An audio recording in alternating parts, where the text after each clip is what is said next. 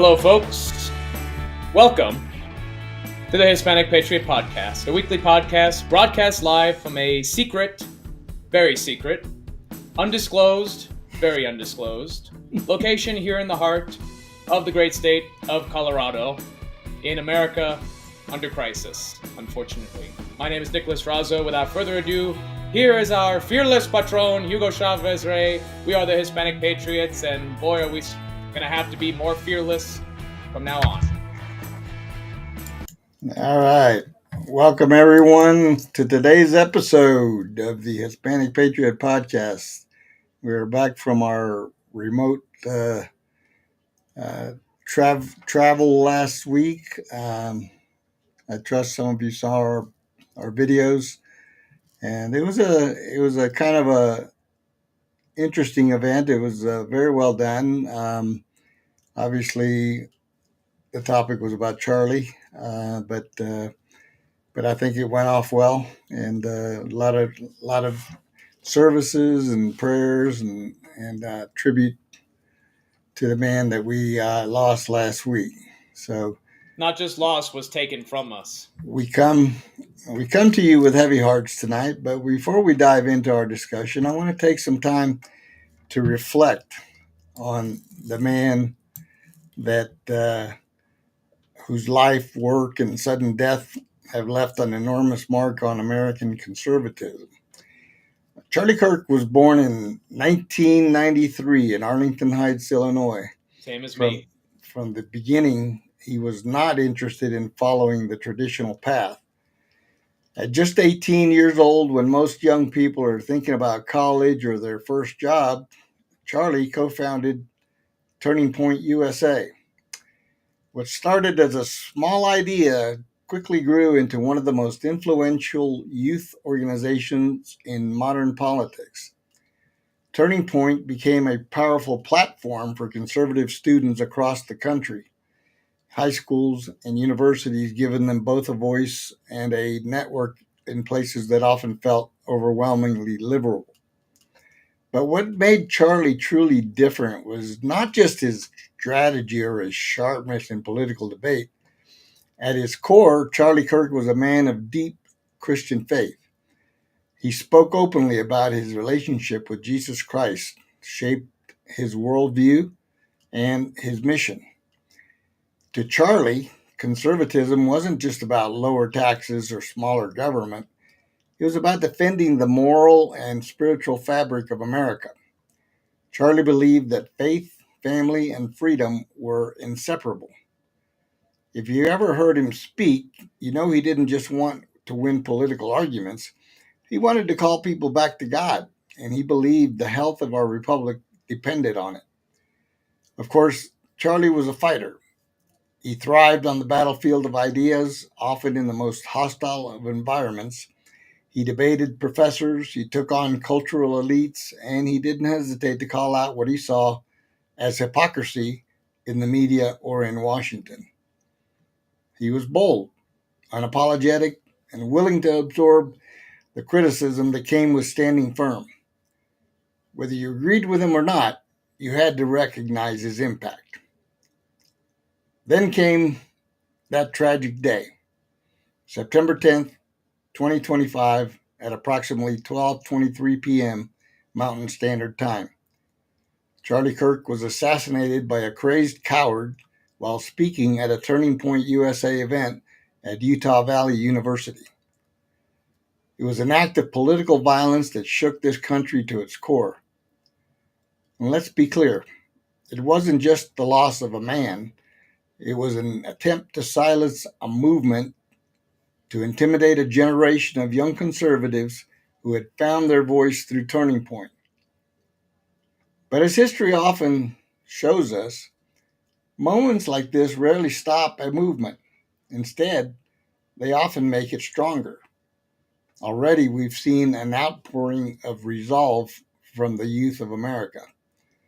Turning Point USA, now led by Charlie's widow as of today, Erica, is doubling down on its mission.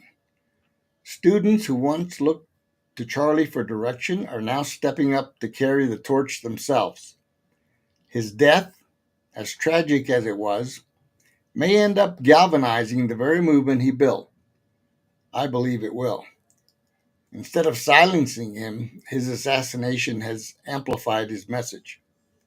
To date, there have been 38,000 plus requests for new TPUSA chapters from all over the country, and even some from international locations. And so, when we talk about Charlie Kirk's legacy, we're really talking about two things. First, his faith, the unshakable belief that Christ must be at the center of our culture and our politics. And second, his vision that America's young people, if given the tools, the courage, and the conviction, could and will shape the future of this country. Charlie Kirk lived with urgency, and he left us with a challenge to stand firm in our values, to engage in the cultural battles of our time, and to never forget that the foundation of freedom is faith. His voice may be gone, but his mission will live on and burn in the hearts of young people everywhere, perhaps more with energy and commitment than ever before. Now, I say young people, but I think he's going to affect people of my generation as well. I know they have. So today, as we begin this discussion, let's reflect on his life, his faith, and what his legacy means, not just for the conservative movement, but for the future of America itself. The turning point is now. So let's talk a little bit about what Charlie's legacy meant. Charlie Kirk often said that faith was at the center of his life and work. So how do you think his Christian convictions helped shape the way he approached politics and activism? To be honest, I think it's something that he came to naturally. You know, when people are raised and born and bred in that environment, it's extremely different than when young people like us discover it, and especially discover that we need it. I've said this on the show before, and in many other times, unfortunately, more now than ever. But I knew Charlie personally since we were both 16 years old in the same school district. I was able to give a speech at UCCS that you can find in the description, where I was able to tell of everybody of those stories that most people won't know.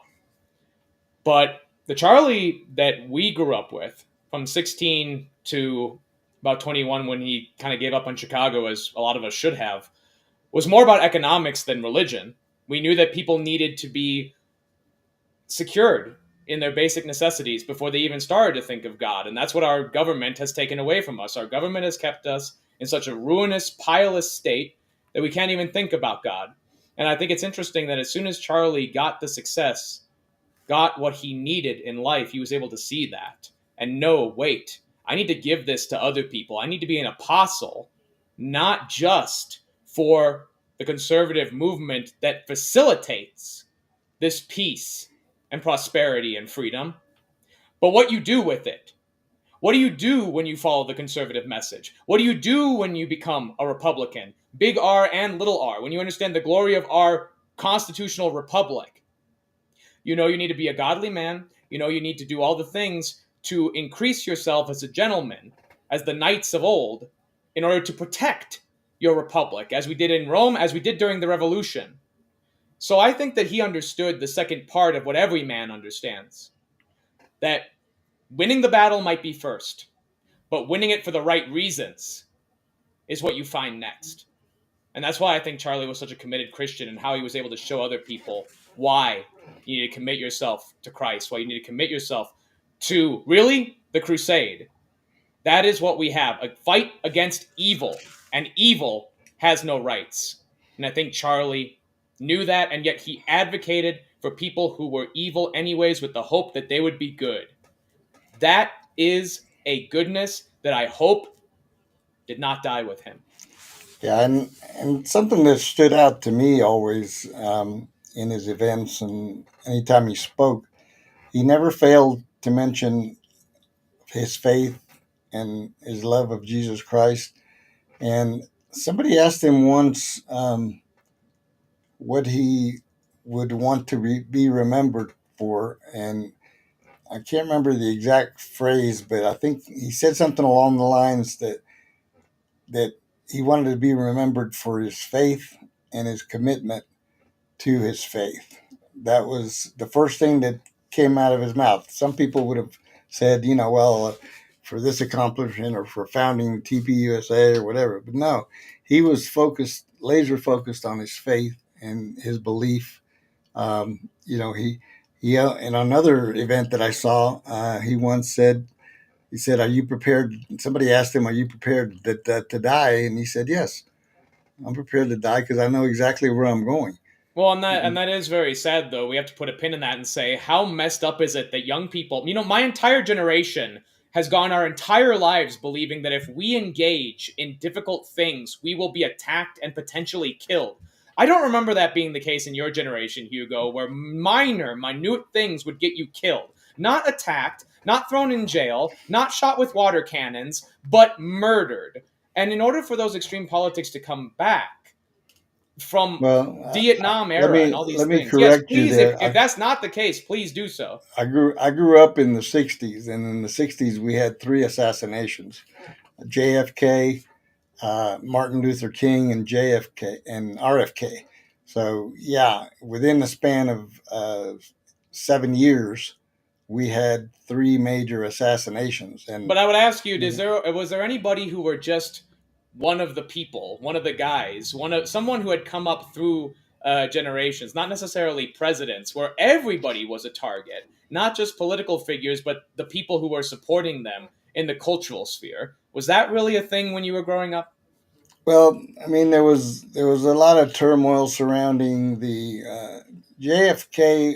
The narrative on that is that he was assassinated because he went against the organized crime, and and there's a lot of finger pointing about where the assassination came from, and it even involved Fidel Castro in Cuba. But if I had to guess, if I had to be pinpoint on what caused his assassination, I would say that it was related to organized crime. And then Most likely, and yeah. then Martin Luther King um, was assassinated by a racist who they claim he acted alone, but you never know because he was one of the first or one of the ones that actually got away. He left. He actually left the country and got out of the country, and then they captured him. But it's an interesting dichotomy there. And then not long after that, it was RFK who was running for president. And that was a Palestinian activist, if I'm not That mistaken. was a Syrian guy that was working in the kitchen at the hotel, and just kind of they were taking him out through the kitchen, and I actually saw the thing live. They were because he had just spoken, he had just given his speech, and they were escorting him out through the kitchen, and this guy with a chef vest on just jumped up out of nowhere and stuck the gun in Robert Kennedy's stomach and fired. So I guess it should be said that actually I guess I should remind myself that Hugo, I think that you're a junior boomer, in your 50s rather than your 70s. Because that's true. You would have to be about that age to remember. Because honestly, when you described RFK, being taken out like that to the car after you get shot. It reminded me of Charlie, because that's exactly the image that took place afterwards, is taking Charlie to the car and eventually to the hospital. So this is something that a lot of the middle generations probably didn't experience, but for some reason in our generation, it was because the first thing that we saw our political lives was 9/11 happen.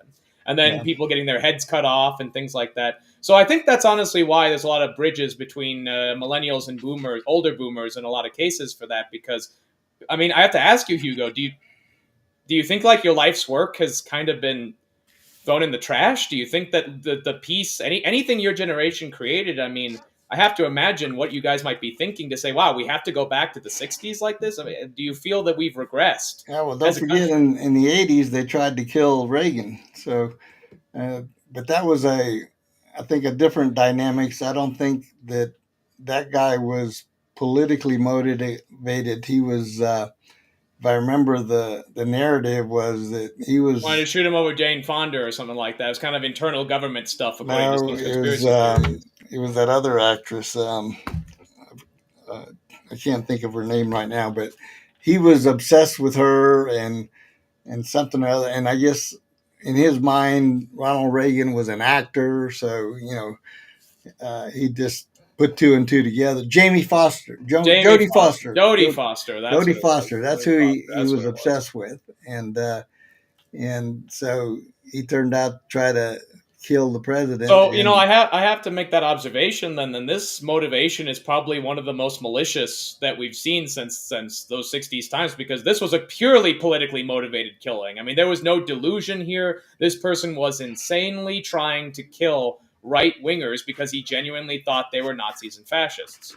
well, that remains to be seen. I The don't really think narrative, so. the I think that's narrative pretty. that's coming out right now, is kind of muddled, and some think that he was moved by Charlie's speaking against trans and everything, the trans movement, and then his Good point. boyfriend, That's true. That's true. his boyfriend was a trans, and but interestingly, in that little exchange that they had in on the text, somebody pointed out that he texted his lover, and his lover was shocked that he had been the guy that did it, and didn't sound to me like the trans lover was in cahoots with him. He didn't think that was right, the way that the exchange came across. But who knows? I mean, it was probably a combination. I think he was radicalized because he was raised in a conservative family, and his own family said that over the last couple of years he had become really radicalized and gone to the far left when he grew up in a Republican family. Well, I think But that really opens the door to investigating these universities and the professors that have been spewing all this nonsense for so many years, because you can't be hearing all this again and again and again and not feel that your professors are literally your mentors are literally telling you to do yep, things. I think, and I do want to make something clear because it's been really ticking me off, quite simply. And it's actually something that even high profile anti-Israel people have said. The idea that the Israel was behind this really ticks me off. That's obviously yeah, we want to denounce that right here, right now. that That yeah, narrative. we I denounce don't that know. narrative completely. That's nonsense. Some Candace people Owens are. have been shilling this, and it's been very upsetting me. Yeah, I don't understand where that's coming from, other than from just some kind of uh, incoherent thought process It's that. ironically a money making scheme. These people claim to hate Jews so much, but then they want to profit off a man's death. It's such insulting. It's ridiculous. It's hypocritical. And I think that honestly, And it doesn't make yeah, sense. please. What No, it what doesn't make any sense. That's reason exactly what what I was about to reason say. would Israel have to kill Charlie Kirk? I mean, what has he done? I guess He's the been idea is he was about to jump ship, but he didn't yet. So he what had is this? It's so ridiculous. He would have never he had turned on he Israel anyways. defended Israel Exactly. against Hamas and all the other nonsense You that know was. what? I think I know what it is, Hugo, actually, because I actually experienced this personally. I won't get into how, but I know what humans think like with this. People would rather have a bad answer that they can say yes to than no answer, or an answer that they Yeah, don't feel fully satisfied with. That's all that's happening and here. I've been Happens telling with death all the time. people on social media are, some of them are really far out there. That, a couple of them, talking about conspiracies and is this really the guy they shot? It's I copium. mean, It's coping. They don't want to admit that our country is entering a very dark time, and they think it's something foreign that they can get rid of in a day, rather than something. And I'm sure that there is foreign elements that support leftism in our country, but that is not the same thing as Israel done it. It's absurd. I'm tired of it. yeah, I think that comes from the anti-Israel crowd. It claims to be not anti-Semitic, but their statements are sure Yeah, it's like anti-Semitic. you guys can be anti-Israel all you want, but do better. And Not then don't act like complete And you jerks. got people on social media saying that there are two Israels. And I said, really? Okay, what I said, North and South, or what? No, it's Israel Rodriguez and Israel Rivas. Two different Israels. For anyone who don't know, Israel is a somewhat uncommon, but you can find it kind of name in Hispanic culture, Yeah, like Jesus. Jesus, yes. We need some Jesus right here. Yeah, Honestly, so we need more Christ. obviously we're going to be covering this story as it evolves, and we're going to be talking a lot more about this as the trial nears. Who knows? Maybe he'll confess and take a plea deal to try to avoid the death penalty. But I don't know I that. think he's gonna fry no matter what he does, and I'm not opposed to that outcome. I'm not either. I, I'm honestly, I've said it's before, and actually it's cruel, but I it's hope we, actually I hope we see the it. firing squad in Utah. So I honestly, I don't want to say I want to see that, but I'm just saying, an eye for an eye, a tooth for a tooth. Sometimes when you have the opportunity to do it, you should take yep, it. absolutely. So Not let's always, let's but jump here. over to some local politics here in Colorado, and that is, if you haven't heard, Ilhan Omar, has been blasting Charlie Kirk on her little diatribes with. I saw one on YouTube. Yeah, with other foreign influences He was and talking to some Muslim guy, and she was saying, "Oh, you can't deny that he was spewing hate and blah blah blah." The yeah, we same. can. We absolutely can deny that utter lie. Yeah, and so now there was an attempt by the Congress to censure her, and lo and behold, thanks to 4 Republicans that voted against it, the censure didn't go through. And one of those 4 was our very own representative from Congressional District 3, Mr. Jeff Hurd. So I think he just nailed his own reelection campaign. If Hope Scheppelman wasn't a viable candidate before he did this, she is now. That's Oh what yeah, I would say about this. yep. Because people are going to For come anyone who out. thought that she wasn't before, she is now. Yeah, this so-called representative shouldn't even be in Congress. Number Not if he's going one, to be this week. she shouldn't even be in the United States because she lied to get in. She married her own brother.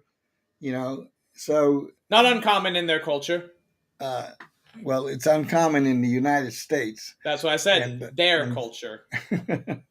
and so I think they should ship her back to Somalia They to where. absolutely should, especially with what she said about one of our own citizens brutally murdered by one of the kind of people that she loves. And Mm-hmm. that is what is ultimately happening here. I think it's very, very, very hurtful because honestly, I have not been wholly critical of Jeff Hurd in his career as many other local Coloradan Republicans have. I think he's been okay at the head of Indian affairs. I like how he put up the Holy Sovereignty Protection Act.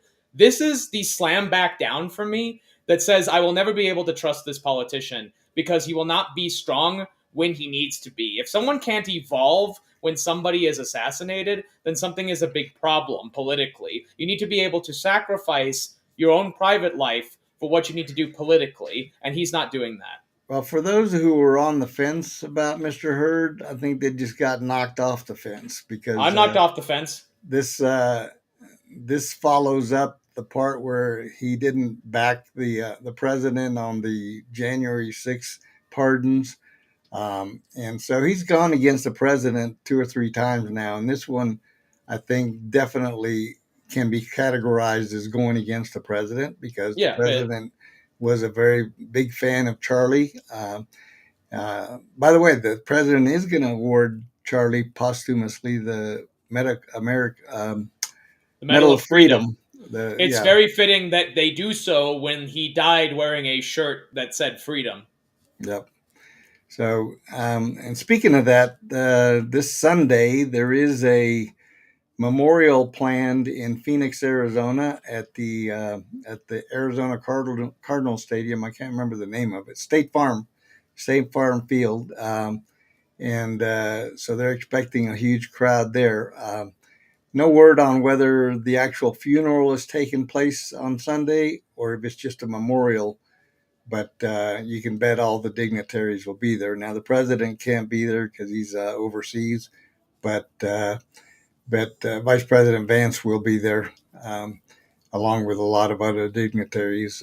So expect very high security and tight rein on whatever takes place that day. So, as there should be, and also for every Republican event going forward.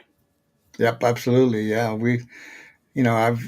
I've had people ask me about upcoming events and all, and I said, yeah, we better have security at all these places, and everybody that can conceal carry better be concealed carry, and they better not be blocking people that are carrying to go in, because this kind of thing um, isn't over. They're going to try to disrupt and attack different events and go after different individuals, and we just need to be alert. So I urge everyone to be alert and just keep your head on a swivel. Not only that, but I would also like to announce that if anybody has any interest in concealed carry classes or learning how to protect yourself, please do not hesitate to contact us. We will put you in contact with great people. We have also a great team of Hispanic people who are interested in getting the Hispanic community more protected. That information will be coming to you in the next couple of days, and I want you all to be on the lookout for it and let us know, especially if you're in the local area. We can get you connected. Do not feel unprotected. Yeah. So yeah, just definitely stay alert, and let's not let this detract from the mission, which is to turn this country around. And this begins today.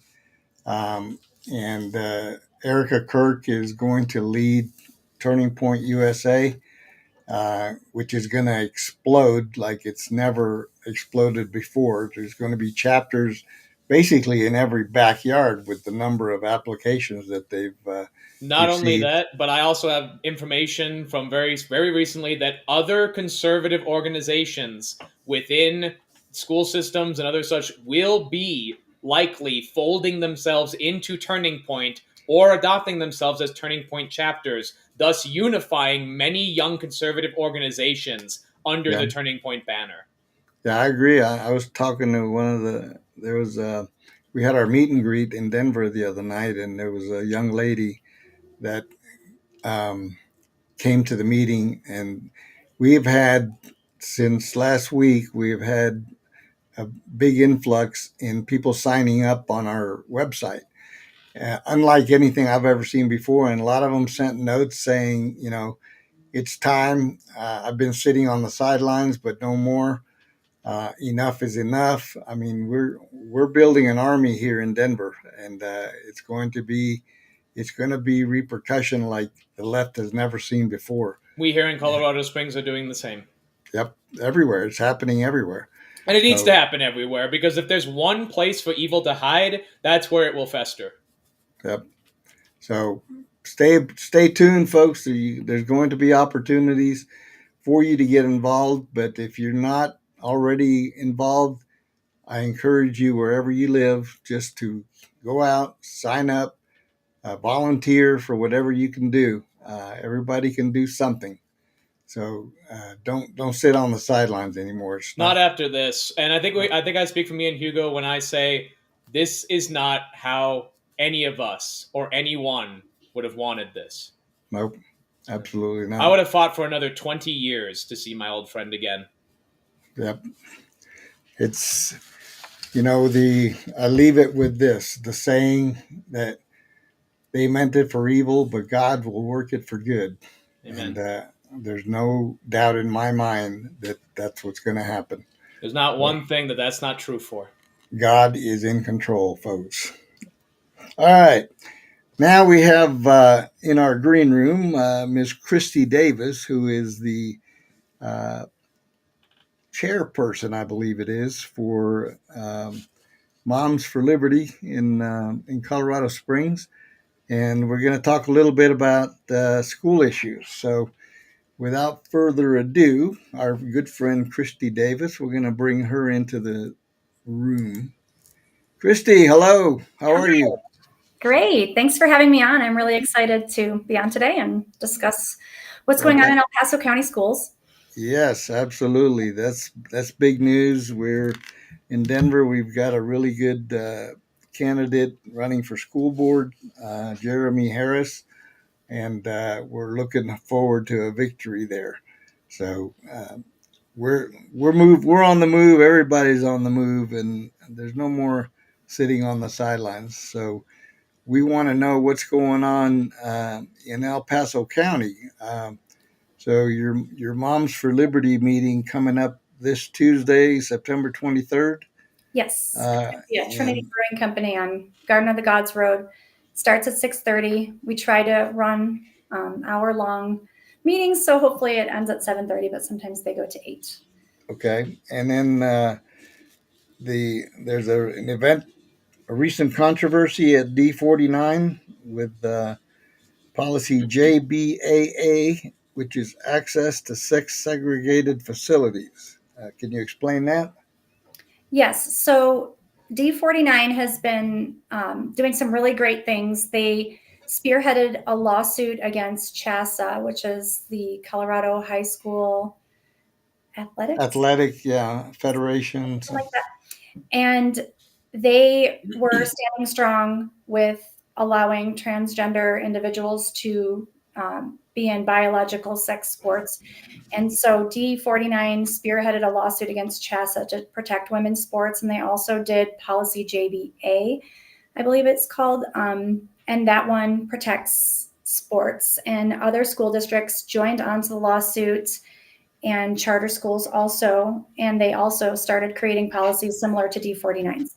And so, start of the school year this year, we had a mom reach out to us to tell us about a situation that was going on in the Pikes Peak Early College's campus, which is a concurrent enrollment school, where her daughter was being forced to share a restroom with a biological male who was dressing in dresses and skirts, had a full beard. He was 18 years old, and he was allowed access to spaces inside the Pikes Peak Early Learning Colleges that shared their space with another school that had students with disabilities in it. And so another mom came forward and said her 15-year-old daughter, who has the mentality of a 7-year-old, was also being forced to share the restroom with this individual. And so we went to the D49 board and discussed the situation, that they needed to either strengthen policy JBA to not just be for sports, but for also restrooms. And so they created policy JBAA, which is access to sex segregated facilities. And they did the first read this past Thursday and got heavy opposition from some progressives that came to speak out against it. I was there speaking for the policy. We do want them to change some of the language in the policy, so they do have a month to do that, and then hopefully they pass it at the October board meeting. So that's what's going on D49. It got pretty heated at that board meeting, and it was So the how day are they? Charlie Kirk. How are they getting away with this when the president's executive order clearly prohibits it? Are they just ignoring the president's order? And if so, what kind of repercussions are they facing with regards to either legal action or funding? So our wonderful state of Colorado has the Colorado Anti-Discrimination Act, which protects gender ideologies, which actually goes against Title IX. So it's not even just the executive order. Title IX states that sex facilities and sex sports and all of that need to be protected by biological sex. And President Biden tried to change Title IX in July of 2024, and President Trump reversed it. So it's back to its original intent of protecting biological sex. And so a lot of these school districts are trying to stand firm with the state law, but the state law is in conflict with federal law. Right. So Well, federal funding. Go ahead. I have a question about how that board meeting went, because you mentioned it was the day after Charlie Kirk was assassinated.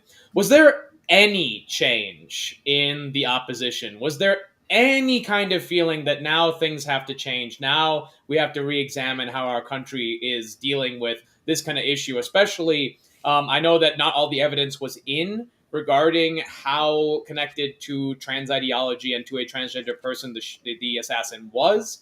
What was their reactions from your perspective? They were charged up. They were more violent than I've seen them. They came. This did not knock them down a peg. They were more empowered from this. Yeah. So when I first got there was an individual holding a huge trans flag outside, waving it around. There were armed security all around them. There was a man dressed completely in black with a hoodie on and a face mask and a hat pulled down low. You could barely see him. They did let these people in. They had a metal detector that we all had to go through. And they let that guy in? They let him in. And some of them spoke. When Lori Thompson, the board president of D49, mentioned Charlie Kirk and how awful the situation was, and they were coughing loudly, clearing their throat, being extremely obnoxious when they did the Pledge of Allegiance. They all sat for the pledge. And after we all did our speeches and the board voted to pass the policy 3-2, because there's 2 progressives on the D49 board, me and a couple of the moms hung around after the meeting to talk to some of the board members. And when we went to go leave, they were all waiting for us outside. We had to have security walk us to our cars. So we can openly say that the left, at least in Colorado, the visible left, the activist left, has decided to make this an action point, not a turning point. I guess we could say it. These people are more charged up by what they did to Charlie. I guess we could say that without being defamatory. I believe so. There was also 2 teachers in D49 the day of the assassination of Charlie Kirk that were laughing and celebrating in front of students, and they ended up getting into a debate with their students because the students were fighting back and saying, we don't like what you're doing.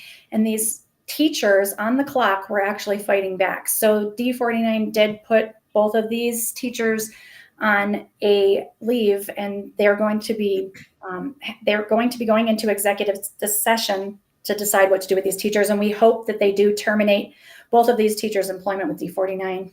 I think Hispanic Patriot podcast can say that we support the termination of the jobs of those teachers. It wasn't just something said on social media. These conversations happened in front of students, and it was at the same exact Pikes Peak Early College that we're having issues with the kids in the bathroom. That's horrible. That's the kind of thing, that is going on everywhere. And luckily in a lot of places there have been a lot of firings and dismissals, and it hasn't been pretty. The only thing that just came into my head, folks, that I have not heard spoken on any media or anything else, I am deeply worried about what these now unemployed individuals will start to do with their time. We have to be very aware of that. We can't just pretend that firing is enough. We have to be probably monitoring these people, and it's very terrible that we have to say that. Well, people need to start reporting these people to the authorities so that they can have a list of people they can monitor, because out of those groups, you never know what can come out. So if it does happen in schools, if anybody hears about it happening in front of children, please contact me, and I can speak to the school board members in El Paso County if it happens in El Paso County and address the situation. We will. And a secure method of communication will be provided in the comments, and we encourage you to do so. Christy is somebody who can absolutely be trusted on this issue. She has been fighting for a long time. Thank you. Appreciate that. So let's switch over to D20. What is going on there with the ACA policy and the non-legal name change and the importance of getting the right candidates elected in D20? So in 2024, they passed House Bill 1309, and that was the non-legal name change bill. And what that did was it mandated all school districts in the state of Colorado to adopt a policy stating that children could change their name to align with their gender ideology. And CASB, the Colorado Association of School Boards, put out a sample policy to every single school district, and that policy read without parental consent. So a child could change their name to align with their sex at school without parents even knowing. And so we wrote a policy that said with full parental consent. and we gave that to some of the local school districts. And we were able to get a bunch of our school boards to adopt a policy similar to ours, or our policy that stated, if we have to do this, then parents must be informed, parents must know, parents must consent. And D20 decided to adopt CASB's policy that says without informing parents. And so we have been all over this board in particular to try to get them to change it, because they gave over administrative rights, or they gave over rights to the administrative policies in D20 to the admin to make any kind of changes in policies for the admin policies. So the administration of D20 actually passed this policy and not the board. And so we want the new board that's elected in November in D20 to take back their authority to control the administrative policies and to change policy ACA with full parental consent and add in provisions that allow staff to opt out. And what is ACA for the audience? What does that stand for? So all of the policies are labeled, like all of the admin policies are A, the board policies are B. And so CASB kind of has a system so that D49, D20, D11 can all have the same policy in the same place. So the non-legal name change policy is always called policy ACA in every single district. It doesn't stand for anything. That's just the policy going down the line of the 8 policies. It's kind of interesting that the policy name is just as meaningless as the change it means to inflict. Yes.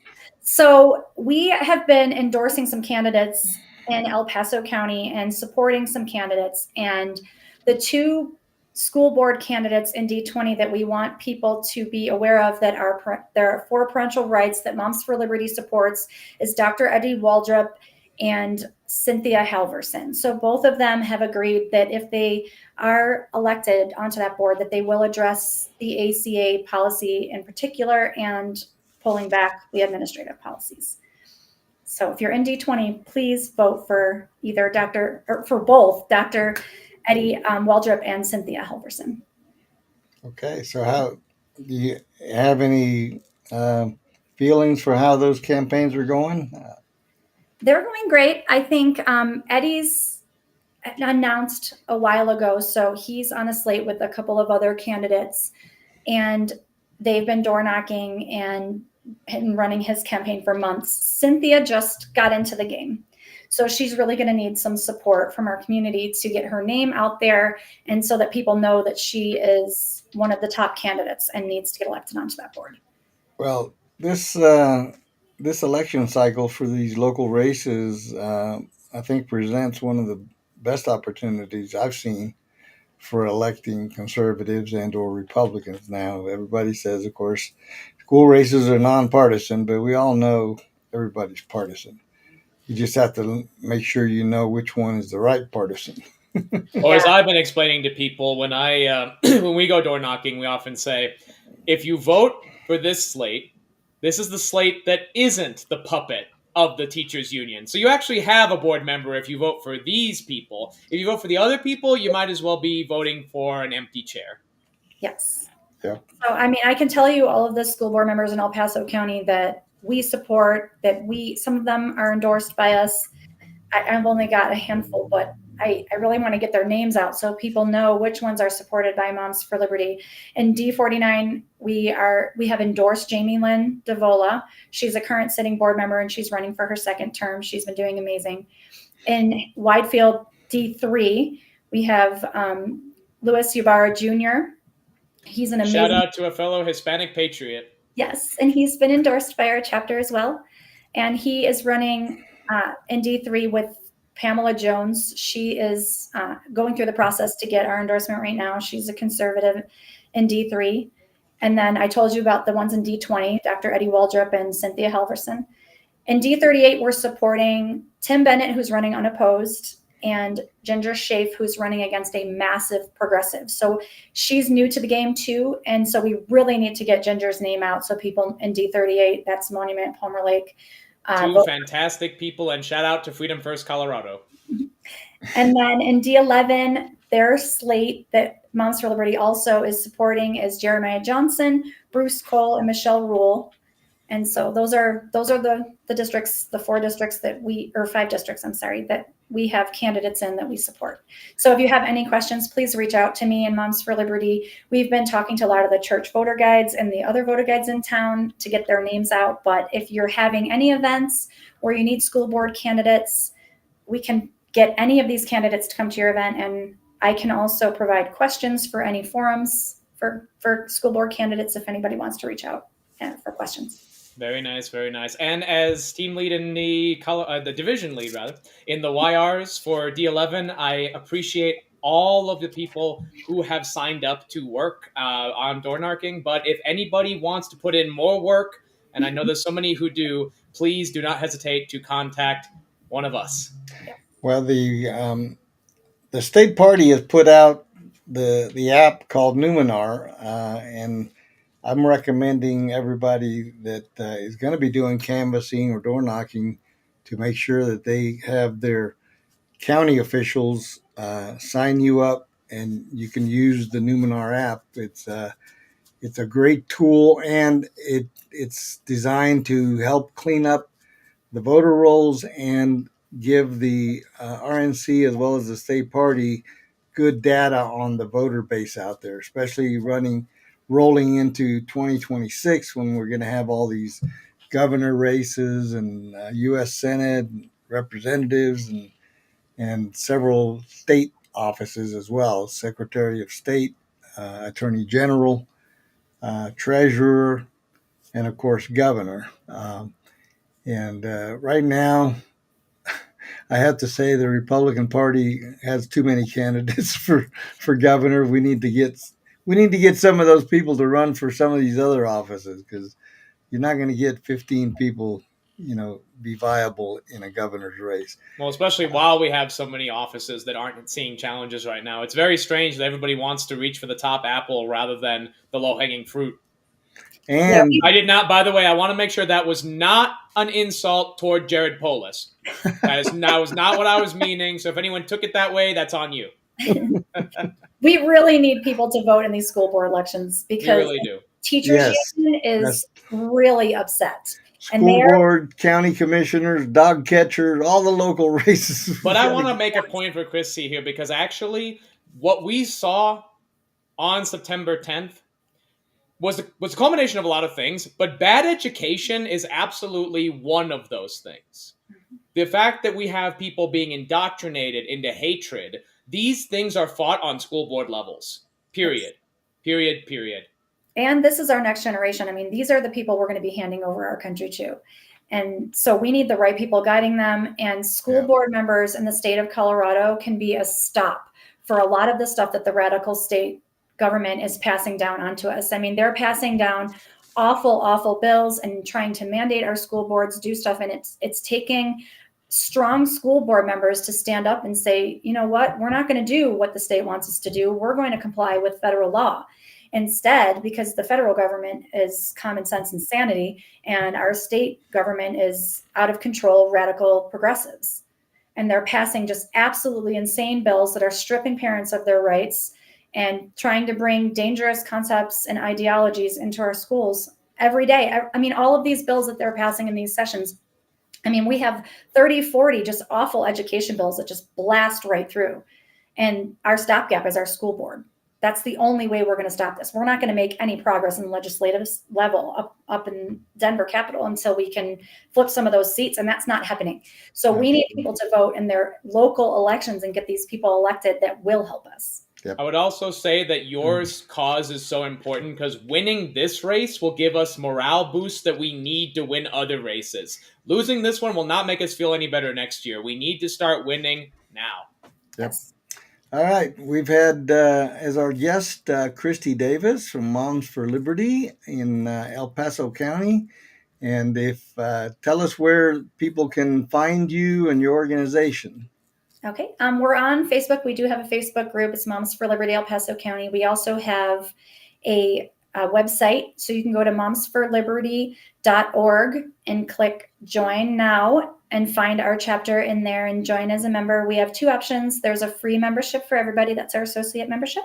And we have a $25 per year voting membership. And then you get voting privileges to decide who we're going to endorse and support in our county. Excellent. And, I can put my email address in And then the. you'll find that in the also description. we'll put it on our social media and website as well. But there are also chapters in other counties as well, right? There's one in Douglas County. There's one in Mesa, Larimer, Weld. Okay. And if there's not one in your county, I can help you start one in your county. There you go. That's we what don't I have was to just be about. starting new Turning Point groups. We can also start new Moms for Liberty groups. Yep. Yes, and we will have Turning Point coming to our October meeting to speak. Awesome. You won't want to miss that. This thing's going to explode. I got to tell you that. All right. Well, thank you for coming on, and we look forward to seeing what you got cooking. And let's pray for these school board races, and hopefully we'll have some good results to report after November. Was it November 3rd? 4th, I think. 4th? Okay, somewhere in there. For the Democrats, it's 3rd, guys. Remember, Democrats, 3rd or 5th. 3rd or 5th for Democrats. 7th for the Democrats. Exactly. That's what it was. Exactly 7th. Well, listen to her. She knows what she's talking about. Thanks so much for having me on. I really appreciate it, guys. All right. We Thank you, appreciate Christy. you too. Good night. Good night. All right. That A was great Christy American. Day. Yes, one of the fighters. We need more like her out there. Something that I wanted to allude to, a couple of events that are coming up. The State Central Committee on September the 27th, which is a week from Saturday, will be voting. And whose location will not be stated. Opt out. There will be the opt out vote, and we know where the location is, but if you're But you don't need to know that. That's and nobody else does right now either. It's a state secret. Quite literally. But it will be very important, guys, because it'll determine whether our Republican Party stays Republican. Yep. Becomes Republican again, rather. Also, let's not forget CHR has a beer garden festival in Severance, Colorado, Saturday. If you like beer, you get to come and sample a lot of beer, and there'll be plenty of food. So if you're available on Saturday, we recommend that you come. I think it starts at 2:00 and runs through the evening. So if you're so inclined and you like to sample beers, it's a good event for you to come, and you get to support a good organization. And I believe it's in conjunction with a gun show group that Raymond is affiliated with. So you're supporting two things: the gun show people and the Colorado Hispanic Republicans. So we encourage you to attend that. The other event, I believe we mentioned it earlier, but it's okay to mention it again. Arapahoe County, their Lincoln Day dinner on Thursday, October the 2nd. And that you can go to their website. Lara Logan, the national talk show host, will be the keynote speaker. And my understanding is there will be other political office candidates there, several of the governor candidates, as well as a couple of other local races. So if you're so inclined, it looks like a really fun evening, and that would be a great event to support. All proceeds go to the Arapahoe County Republican Party. So. Yes, we love Arapahoe here. And Hugo, if I might, I have a little bit of a personal announcement for Arapahoe Racetrack. Yes, folks, we have a horse racetrack in Denver, and the meet just started last weekend. It is open Friday, Saturday, Sunday. I could be wrong about that. I'm fairly certain because it's not every day of the week. So make sure you look up Arapahoe Park Racetrack and look at the calendar, guys. Traditional kind of entertainment, the sport of kings. What kind of racing? Usually thoroughbred, quarter horses, and other round track race horse activities. All right. And who's putting that on? This is actually just a thing we have. The racetrack actually opens up in the fall, usually for a couple of months out of the year. And unfortunately, they are not able to race more due to heavy-handed government regulation, state regulation. So look out, folks, because we might be having an event for freedom at the racetrack very soon. Look out for that. Yeah, sounds like fun. I haven't been to a track in years. Most people haven't, and I really, because you know what, Hugo? They were not allowed to open last year. Yeah. They were told that regulation, you're not allowed to run. And thank God they're able to open. So I wanted to give out a shout of support. Have you ever heard of Hialeah Racetrack? No, please. It's in Miami. No, we never actually got out to Florida racing. We had California racing, my family, California, Kentucky, and Illinois. Hialeah was one of the top tracks in the country. I heard the name of it before. Yeah, I just never been there. I used to live a block from that racetrack. No kidding. And interesting story. I always tell it as a kid. I was an entrepreneur. I was about, I guess I want to say I was about 12, maybe 13. And we lived on a corner, and the corner lot on the opposite side of the street was a vacant lot. And somehow in my entrepreneurial head, it occurred to me, hey, I can make some money parking cars there. So I opened up a parking lot unofficially and parked cars there for $5 a car. And I packed them in like sardines. And as soon as the last car went in, I left. And when they came out, they would have to, move out in. You were at peak efficiency. In rows, but peak efficiency. What was funny about it is nobody ever came and said anything to me about using the lot. It didn't belong to me, but I just parked the cars in there. And back in those days, $5 was a lot of money. Especially continuous again and again and again. I mean, that's not chump change. So think about it. I was parking, I want to say about 50 to 75 cars in that lot. So I was making $300 to $400 a pop. You could have bought that lot. I never did find out who owned it, but what was the point of buying it? Yeah, they were fine with it. Well, if they found out, you just cut them in, right? Nobody else. I said nobody. I was shocked that nobody ever came to me and said, "What are you doing? This is not your lot." Watch some 90-year-old man show up at your door and be like, "Hey, that was my lot back then. You owe me." Well, Hugo, I'm sorry to say, with your age, I think if they haven't come after you now, I don't think you're going to see them. I think I'm safe. Yeah. All right. Well, It's been a semi-somber night. There's a lot of things going on. Please pay attention to Turning Point USA now under the leadership of Erica Kirk. Yes. I believe she will do a great job. She's the right person for the job, honestly. And for anyone who doesn't agree, look up St. Olga of Kiev. Interesting story about a woman who avenges her husband. Well, this is, I believe that God put her there, and I believe that this is the right move. She was elected unanimously today by the board.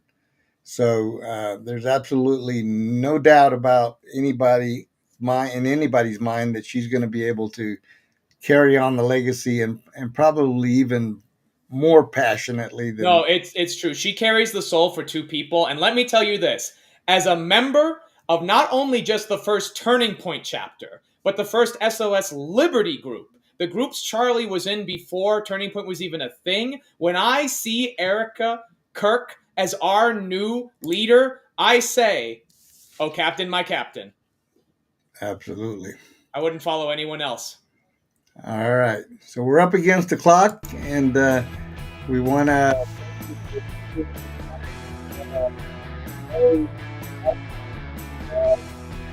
tune in to our social media, our website, and help us grow, because we're in this together now. Absolutely. And we've got to fight. So, all Hispanic Patriots, we got your back. Absolutely. Thank you for tuning in, and have a blessed weekend. God bless you, and God bless America. God bless.